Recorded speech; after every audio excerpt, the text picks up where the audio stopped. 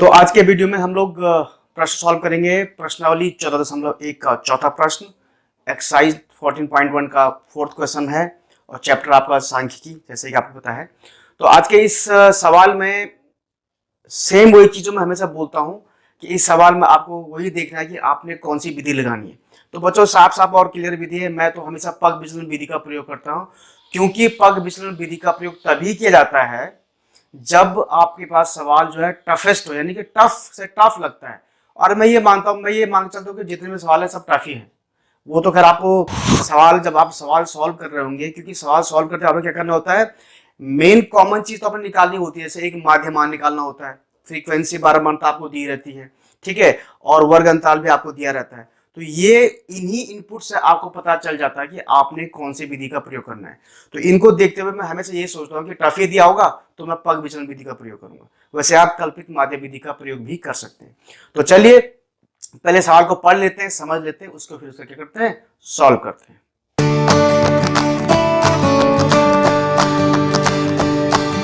तो बच्चों ये रहा सवाल आपके सामने, आप भी पढ़ सकते हैं कि डॉक्टर द्वारा 30 महिलाओं की जांच की गई, उनके हृदय स्पंदन यानी कि हार्ट बीट की जो प्रति मिनट संख्या है वो नीचे सारणी में दिखाई गई है, दर्शाई गई है, इस टेबल में दिखाई गई है। उपयुक्त विधि चुनते हुए इनकी हृदय स्पंदन के प्रति मिनट माध्य संख्या ज्ञात कीजिए। तो आपने माध्य ज्ञात करना, लेकिन बात वही आती है कि आप कौन सी विधि का प्रयोग करोगे। उसने साफ साफ लिखा कि उपयुक्त विधि का प्रयोग करते हुए। अब 3 विधियां हैं, एक नॉर्मल वाली है, एक आपका कल्पित माध्य और एक आपका पग विचलन विधि। तो किस विधि का प्रयोग करोगे तो आपको मैंने बता ही दिया। आप चाहो तो सीधे सीधे पग विचलन विधि यानी कि स्टेप डेविएशन मेथड का आप उपयोग कर सकते हो, आपकी इच्छा है, और चाहे तो कल्पित माध्य विधि का उपयोग भी कर सकते हो। मैं फिलहाल यहाँ पर पग विचलन विधि द्वारा ही सवाल को सॉल्व कर रहा हूँ। तो इसके लिए क्या करूंगा, आपको पता है कि पग विचलन विधि में जो फॉर्मूला होता है माध्य का, एक्स बार इक्वल टू क्या होता है, A plus H into sigma F into U upon sigma F. ये फॉर्मूला होता है, जहां पर ये आपके पास क्या होता है, ए कल्पित माध्य हो गया, एच आपका इनका अंतराल हो गया है, एफ आपके बारंबारता हो गई है, यू आपको निकालना पड़ेगा, और एफ यहाँ पर भी आपको क्या है, बारंबारता है। तो ये जो सारी चीजें आपको सवाल में सूत्र में दी गई, वही आपने क्या करना, एक टेबल में यहाँ पर बना के निकाल देना है। सारे डाटा आप निकाल दोगे और फाइनली इस फॉर्मूले में रख करके उसको हम लोग सॉल्व कर देंगे, आपका आंसर आ जाएगा। तो चलिए इस फॉर्मूले को ध्यान में रखते हैं हम यहाँ पर एक नेक्स्ट टेबल बनाते हैं, और उसके बाद उस टेबल में जो जो चीज हम निकालेंगे उसको हम फॉर्मूले में रख करके उसको क्या करेंगे, सॉल्व करेंगे। तो बच्चों देखिए, ये आपके सामने मैंने दूसरी टेबल बनाई है, थोड़ा आड़ी तिरछी बनी होगी तो माफ कीजिएगा। तो इस दूसरी टेबल में ये बेसिकली यही टेबल आपका आंसर का जो स्टार्ट होना बोलते हैं ना, वो यहीं से स्टार्ट हो गया आपका आंसर, आपने यहाँ से स्टार्ट कर चुके हैं आप टेबल में। क्योंकि मैंने पग विचलन विधि वाला फॉर्मूला मैं यूज कर रहा हूँ, जो कि मैंने यहाँ पर लिखा हुआ है X bar equal to A plus H into sigma F U upon sigma F, ठीक है। तो अब इसके अनुसार मैंने ये टेबल बनाया है। तो एक्स बार तो आपको माध्य हो गया, ए आपका कल्पित माध्य हो गया, लेकिन ए को निकालने से पहले हम जो कॉमन यानी कि जो सब विधियों में निकालते हैं वो क्या, जो हम सब विधियों में निकालते हैं वो है आपका माध्यमान यानी कि एक्स। ये एक्स जो है आप हर विधि में निकालते हो। तो एक्स कैसे निकलता है आपको पता है, इन दोनों को जोड़ करके उसमें हम क्या करते हैं, 2 का भाग कर देते हैं। तो इन दोनों को जोड़ेंगे तो 2 का भाग करेंगे तो कितना आएगा, आप देख लीजिए यहाँ पर। अगर मैं इसको जोड़ दूं तो ये 8 5 13 हो गया, ये 6 6 12 1 13 हो गया। इसको 2 से भाग करेंगे तो 2 6 12 और 1 और 2 6 12 और 1 2 15 66.5 आएगा। तो इसका मतलब कि इन दोनों को जोड़कर 2 का भाग करने पर आएगा आपका 66.5। ये आपका आ गया ये वाला माध्यमान। पहले के लिए आपका क्या गया, माध्यमान आ गया, ठीक है बच्चों। अब इसी तरह से अब आपको इनको सबको जोड़ के 2 भाग करने की जरूरत नहीं है। इसका विधि आपको क्या बताया था मैंने कि जो जितना अंतर यहाँ पर है उतना अंतर आप यहाँ पे रखते जाइए। तो आपको देखिए यहाँ पर हमें पता है कि कितने का अंतर है, 3 का अंतर है। यहाँ पे हमको पता है कितने का अंतर है, 3 का अंतर। तो 3 3 आप जोड़ते चले जाइए। तो 66 और 3 कितना हो गया, 69.5। ये आपका 72.5, 75.5, 75 3 78.5, और ये तो इसी तरह से ये आपको हो गया 78 और 3 81.5, और ये आपको जाएगा 3 84.5। ये आपको टोटल माध्य माना गया।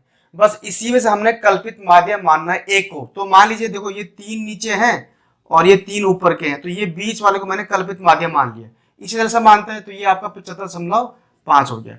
ध्यान रहे यहाँ पर एक कॉलम में मैंने एच भी लेना था, लेकिन एच लेने की जरूरत नहीं, क्योंकि आपका एच ये डिफरेंस होता है, इनके बीच का डिफरेंस जो h होता है वो कितना है, 3 है। 65 3 68 3 71 3 74 3 74 3 77 3 80 है। तो ये h बराबर 3 ही मैंने यहाँ पर लिख दिया, ठीक है। तो वो अलग से इसको कॉलम बनाने की जरूरत नहीं। अब आपको निकालना पड़ता है, क्योंकि जो u या भाई d इक्वल टू एक्स विचलन निकालना पड़ता है, d बराबर x माइनस ए। तो यहाँ पर आप चाहो तो x माइनस ए की जगह d भी लिख सकते हैं, तो कोई दिक्कत नहीं।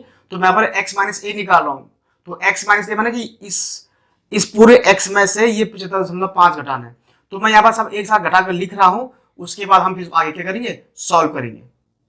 तो बच्चों यहाँ पर मैंने पहले लिख दिया है d बराबर x माइनस ए, इन सबको घटाकर, यानी कि इस x में से ये a घटाने की 400.5 में से 75.5 घटाना तो -9 आया। 69.5 में से 70.5 करना तो -6 आएगा। 72.5 में से 75.5 करेंगे तो -3 आया। इसमें इसे उठाएंगे तो 0 आएगा। ये टर्म्स घटा के मैंने सारी चीजें यहाँ पर लिख दी हैं। इसके बाद u निकालना, u बराबर होता है x माइनस ए अपॉन एच, यानी कि x माइनस ए ये, यानी इतना बटे h। तो h कितना, 3 यहाँ पर है, तो -9 बटे 3 कितना है, -3। -6 बटे 3 -2, -3 बटे 3 -1, ये 0, 3 बटे 3 1, 6 बटे 3 2, 9 बटे 3 3।